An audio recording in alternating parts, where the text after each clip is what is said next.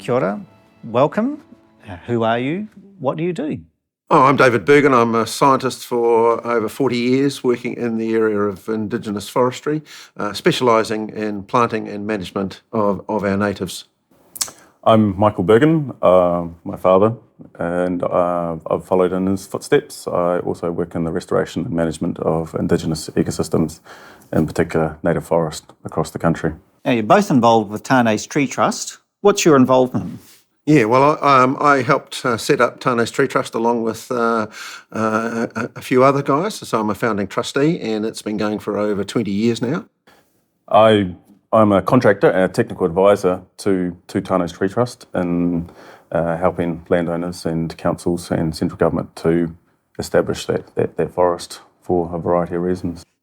When you're out and about talking to landowners who want to grow their native forest, what are the main barriers that they have to deal with?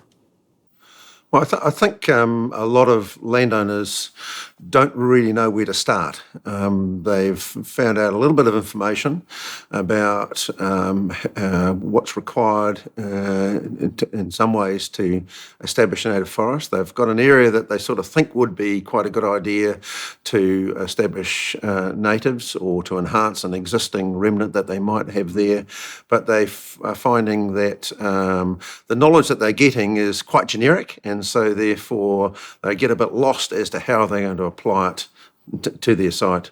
So Michael and myself quite often are going out to these individual farmers, landowners, and iwi, community groups, and just providing site-specific advice of where to start. And we're keeping in mind, the scale, their resources, their commitment, all of those sorts of things that are important and essential to ensure reasonable success at the end of it. Michael, the planting's only one part of the solution, and in fact it may even be a minor part of the solution for expanding our native bush, right? Yes, yeah, well, planting native forest across the country is quite expensive. We're on record for noting that establishment of native forest using mixed shrub hardwoods and tree species is around $20,000 per hectare on a good to average site. Now that's 10 times the amount for exotic establishment. And like you say, planting is actually only half the job. Once the tree's in the ground, you've still got 2 to 5 years of post-planting maintenance before that site can be considered as an established and self-sustaining ecosystem. So what's the other half of the job? Weeds, pest animals and pest plants are our biggest threats to both planted and natural species across the country, and this is a huge problem which really should be addressed before you even consider putting a plant in the ground. The other opportunity must be just reviving what's there, right? How do you magic up what's already there? Well, that's a good question, because planting is so expensive, as Michael indicated, and it is quite risky at the end of the day, because we have between us seen a lot of failures. Often, depending on the site, depending on the scale again, and the resources of those and the commitment of those involved, are there ways in which nature is already trying to do the job anyway? With some identification of the factors that are stopping natural regeneration or reversion happening, can you identify those and actually address those and therefore tackle those issues? And the other component, it might still require some planting to bring back the seed sources, but then also have you got the bird populations there to be able to spread the seed once what you've planted has actually started seeding and all that sort of stuff. So really it is trying to work with nature as much as possible, and then using all these other techniques of fencing and pest animal control and weed control and planting to basically supplement what nature can do. And that is particularly required at a large scale, because if you're looking at tens of thousands of hectares of marginal land to go into native forestry, we're not going to be doing it by planting alone. It's as simple as that. And a key point about the whole thing is to be patient, is to implement all those measures and then just let the forest over time grow. We need to think like a forest. Think like a forest, exactly. Yes. You both work in Northland, and there's some quite interesting things happening in Northland. I understand, talking with people like Paul Quinlan, that totara keep popping up, and it's actually a pain in the neck for pasture farmers, right, for agriculturalists. But does that mean that the soil is still full of totara seeds ready to go if you just were to leave it? Totara in Northland is perceived as a weed, almost a firewood crop in amongst marginal hill country in the presence of grazing.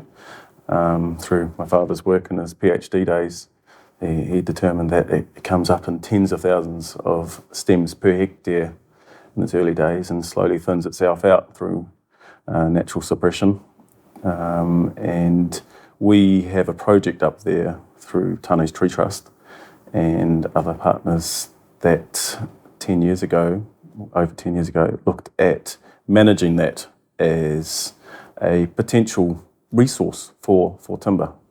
And from a timber point of view, the totara industry project, for instance, that Tāne's Tree Trust was involved in, we are demonstrating that you can have your cake and eat it. You can keep all your high forest values there at the same time as take out small groups or single stems of totara for utilisation for specialty purposes like carving and that sort of stuff. Admittedly, it's long term. It's going to be probably a minimum of 60 years before you get your first trees out. But from there on, it's just going to get better and better with bigger and bigger trees and more heartwood and all that sort of stuff. It must be quite gratifying for you, David, to see this sort of resurgence in native forests, scientifically, but also economically and politically. Or has it been too frustrating all this time waiting for it to happen? In the last 10 years, it has really taken off because I think there's a realisation that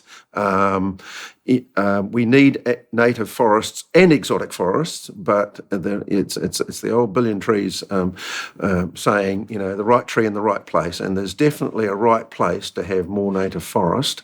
Some of it's going to be permanent, but some of it is also going to be suitable for sustainable management. The big issues that has been talked about a lot now is biodiversity. How can we reward landowners and those that are planting and looking after their natives?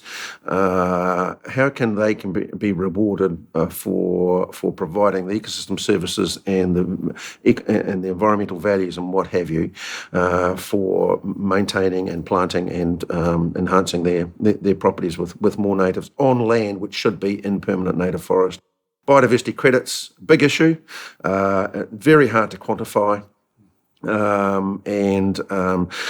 but it's a space I think that's going to get a lot more research and debate on over the next few years for sure. Do you have a view, Michael, on how to structure a biodiversity credit? I mean, there's so many elements to it. Yeah, well, the easiest one to pick out of it is improvements in water quality, but even then you need a year, 10 years to see significant change if you were to plant up the riparian areas or ahead of a catchment. How you put a figure on the feel-good factor of walking through a native stand as opposed to an exposed paddock or even a pine stand, that's the area that's really going to struggle. We can put values on how many people cycle through, but really, it's those social, those cultural issues that we all love to walk through native forest. We love to go and spend our time there, or go to the lake and it's surrounded by native and have fun. But how do we put a figure on that? That's the big question. So if you've got an answer, please tell us. Yeah.